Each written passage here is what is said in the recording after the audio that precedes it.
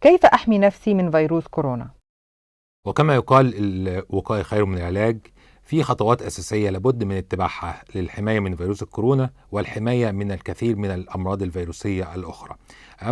أهم خطوة فيها وأول خطوة هي النظافة الشخصية، خاصة غسل الأيدي بشكل دائم بالماء والصابون أو فركها بالكحول. الخطوة الثانية والمهمة هو اتباع آداب العطس والسعال.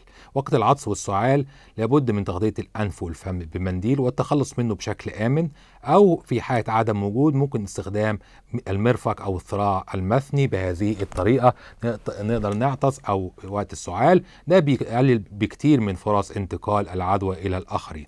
الخطوة الثالثة والمهمة هي تجنب المخالطة اللصيقة، بمعنى القرب الشديد من شخص لديه أعراض جهاز تنفسي كأعراض البرد أو نزلات البرد أو الإنفلونزا.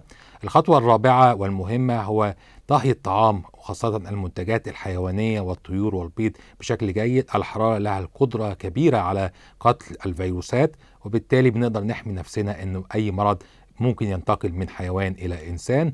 الخطوة الخامسة والأخيرة والمهمة هو تجنب التعامل الغير آمن مع الحيوانات، سواء كانت برية أو حيوانات المزرعة.